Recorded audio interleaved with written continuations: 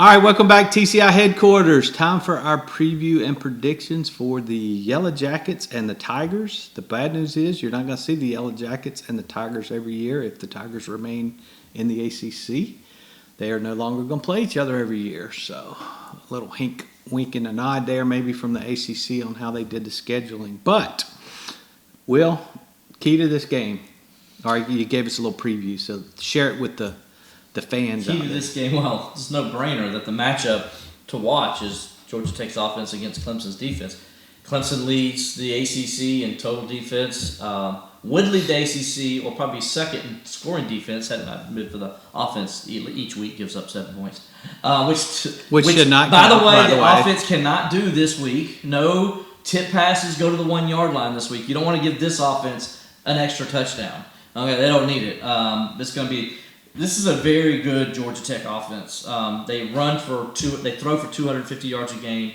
They're running for over 250 yards a game. This is not your Paul Johnson Georgia Tech. This is not your Paul Johnson. They're very balanced, and they can. I saw them as they played North Carolina. Now, granted, North Carolina's defense isn't Clemson's defense. We know that, but they ran for 245 yards in the fourth quarter of a game against North Carolina. In the one quarter, they ran for 245 yards. So what they like to do, they like to wear you down, and they'll keep things balanced. Their quarterback can run and pass. They like to wear down that defense, and then in the fourth quarter, they just lean on that run game, and they just wear you down, and they just finish you off. And it's not just like they get 4 or 5 yards here. No, they get like 20, 25 big chunk plays in their run game. So it's a very balanced offense. They got a quarterback now. He's turnover prone. He's thrown 10 interceptions this year. He's fumbled a few times. He's very turnover prone, but he also makes plays. And so for every one turnover, he's going to make 2 touchdowns. So if you're Clemson, you got to understand that and understand what kind of player he is, and that he's going to take risks, but it's a risk-reward kind of guy, and so high-reward kind of guy. And so for Clemson, the key is they got to key on him and make somebody else win that football game. So you got to get told that Haynes King is his name. Second in the ACC in passing, I believe, or no, third in the ACC in passing. He leads the ACC in rushing yards by quarterback. Leads the ACC with 22 touchdown passes. Leads the ACC quarterback run touchdowns. I mean, the guy makes plays with his arm and his leg, and he's a big guy, so he's not like a skinny guy that they think it's easy to bring down. So think of Schrader, but better. Or Syracuse, or as Dabo mentioned, think of Riley Leonard. That's kind of what Dabo compared him to. It's very explosive in the run game as well, so very challenging thing. He's the key to the whole game. If Clemson can shut him down, then Clemson's defense is going to own the day. They haven't played a defense like Clemson's. Well, that's true too. But no, they haven't played. If you look at the teams they played, they haven't played any great defenses. Well, let's think of it this way: both teams are 5-4. Right? Their offense is really, really good. Their defense is horrible. Well, let's just flip it for Clemson. Offense isn't that good. Defense Let me ask you this. Very good. Does Georgia Tech look like a team that could be 8-0? No. Okay. That's a good question. That's a good question. All right, Cam, you're up. Well, I'll tell you what. You know how you keep Haynes King from going off? You don't let him get on the field. And when you look back at Georgia Tech's season, look at Ole Miss. They ran for 305 touchdowns. Bowling Green ran 305 touchdowns? Yes. They ran for 305 yards? Yes. You mean yards, not yes. touchdowns? 300 yards and 5 touchdowns. That's 300 yards and 5 touchdowns. Lighten up the scoreboard, baby. It broke. They're going to break Georgia Tech's 200 record. I said they ran for 305 touchdowns. Yes, you did. That means 300 yards and 5 touchdowns. Y'all hear me? They just jumped on that. No, nobody hears you. Go ahead. We heard so then Bowling Green goes for almost 203 touchdowns. North Carolina in the loss goes for almost 304 touchdowns. So Clemson just had their best game running the football.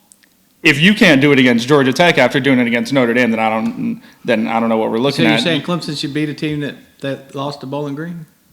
Yes, I do believe that. They should, yes. In reality, they should. So, yes, I'm thinking Phil Maffa's the hot hand, and expecting you get Shipley back, you're going to have 2 guys that should be fresh that you can go out there. You can even go to Dominique, who had some good runs. And I think you can rely on the run game. You don't have to do too much and let, as you said, Haynes King makes mistakes. As long as you those early season fumble issues don't return, just make sure you take care of the football, run it, and make sure Haynes King can't get on the field as much. All right.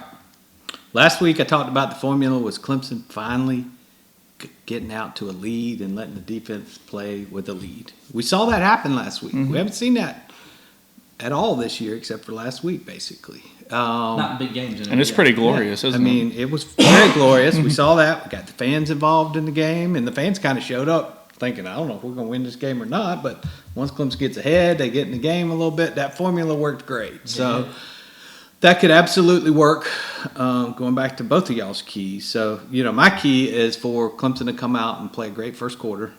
I think the defense will do well this game. I think they've been frustrated by the play of the offense. They're thrilled now to have the offense wake up. They're obviously thrilled with Phil Maffa's play. So I think the formula for Clemson is simple. It's basically replicate what you did in the first half last week. And fans, you do the same thing, get in the game and get behind the team. And I think we'll take care of business. All right, Will, time for you to go out on the limb and give us your score prediction. Yeah, going on a big limb on this one, I'll tell you. Every week's a big limb. Yeah, it is. Yeah, it's interesting because I still think Clemson's going to stay with the ground and pound. I know some people are wondering, does Clemson go back and try to pass the ball because Garrett Riley isn't a ground and pound The kind dirt of guy. raid finally worked last week. Yeah, so I think you lean on what you know works. And the name of the game is winning football games, not style points. So I don't really care if Garrett Riley's doesn't look pretty offensive. His offense isn't pretty this year, with throwing the ball or not throwing the ball. So I think you lean on what you do well. And what Clemson does well, at least what we saw last week, they can run the football well if you do certain things. And so let's lean on that. And then you pass when you have to, not when you need to, which is what they were doing the first 7 weeks of the season, right? So, I think they're going to have to do that and get back to that kind of game and just go out there and have fun, like you said, Robert. Get on top, get some production. So, I look at this as not a big score game. I think if Clemson they want to keep it kind of like in the middle there. So I'm going to say Clemson 31, Georgia Tech 17.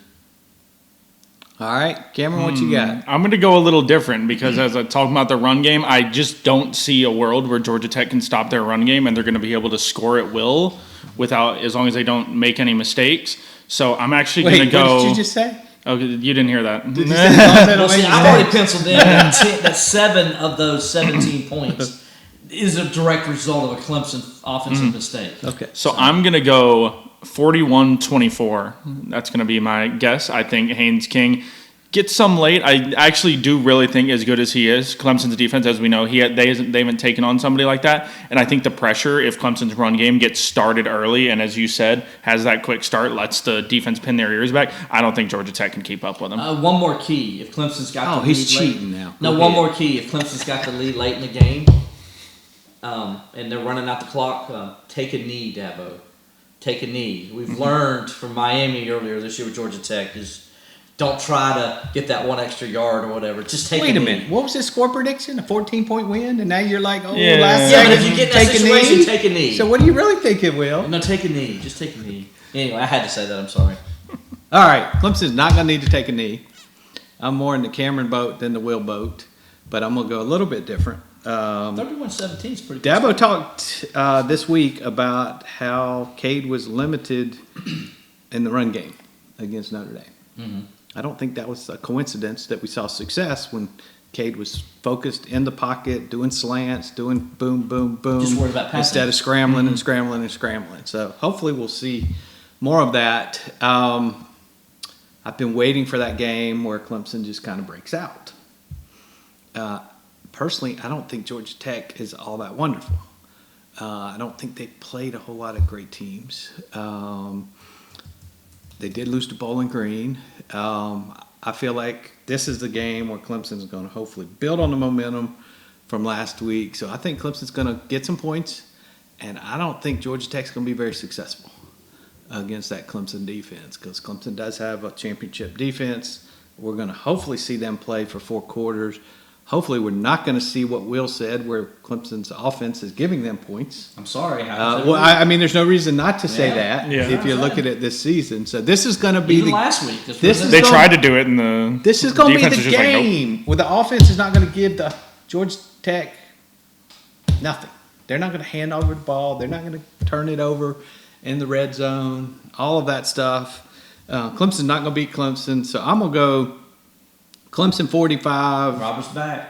Georgia Tech 14. Wait, did you just say you think Clemson's going to play 4 complete quarters of football? I did last week as well, and I was wrong there. They played 2, They but they two maybe 2 and a damn half. They played 2 really good ones. Yes, exactly. And I also said they're not going to beat themselves with turnovers this week. So we'll see. But hey, they did give up a hole. They did. Remember second play of the game? Third play of the second half. Interception taken Yep. all the way to the 1 yard line. They score on the next play. That's the offense giving points. Right. They're not going to do that this week. You know, I hope you're right, but until they stop Not doing going to it. Mm-hmm. do it. But funny, that reminds me that probably reminds me of going a little bit off topic here. That's probably my favorite moment of the entire season so far is giving up that kind of a mistake and then turning around and just marching down the field with ease. Yeah, which they did. Well, and one thing I noticed on that play that really impressed me was Tristan ran that guy down. Yeah, Instead of it being the 7, which we've seen all season long, here goes turnover, they're going in the end zone. He hustled his butt off, got down there, and made the tackle. Didn't matter, But it that could was, have. that was a nice play. there was a play XT did also, and so he gets XT probably got a bad grade for it was his guy, and he let the running back slip out of the backfield, and that's when Estime got the screen pass and took it to the 3 yard line. Well, if you notice who knocked him out of bounds at the 3 yard line was Xavier Thomas. Yep. He hustled his butt down there after he realized he let him leak. Yep. He hustled his butt down there and made a play. I think Dabo talked And they about held him that to a field Sunday. goal. They Yep. held him to a field goal. Yeah. All right, guys, so no problems this week. Big win for Clemson from everybody. That means that's probably not good. But we'll have it all covered for you from Death Valley 2 more times.